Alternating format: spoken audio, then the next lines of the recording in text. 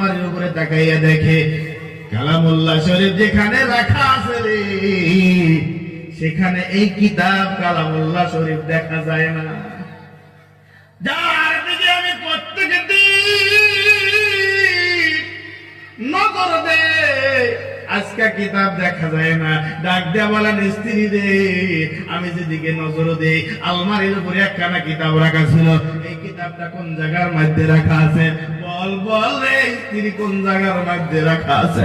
স্ত্রী ডাক দেয়া বলেন, বাড়ির যত নোংরা বস্তু আছে, বাড়ির যত সমস্ত খারাপ বস্তুগুলো আছে, আমি বাড়ির থেকে সমস্ত নোংরা বস্তুগুলো, বাড়ির পাশে ডাস্টবিন আছে, ডাস্টবিনের মধ্যে আমি ফালাইয়া দিয়েছি। যুবক মাথায় হাত রেখে বলে, স্ত্রী রে কি করলি কি করলি, মাথায় আমার বাড়ি দিলে। যুবক কামদে কামদে দূর দিয়ে চলে গেল ডাস্টবিনের কাছে। ডাস্টবিনের মধ্যে যাইয়া এবার সমস্ত জংরা গোড়া সরাইয়া সরাইয়া সেখানের মধ্য থেকে কালামুল্লাহ শরীফটা এইভাবে করে উঠাইয়া বুকের মধ্যে ছড়াইয়া নিয়ে নিল। আর কান্না আরম্ভ করলো, প্রভুরে ও দয়ার আল্লাহ, আমার প্রভু তোমার মোহাব্বত ছাড়ার কারণে, কোরআনের মোহাব্বত ছাড়ার কারণে আমি অন্যায়ের পথে চলে গিয়েছিলাম।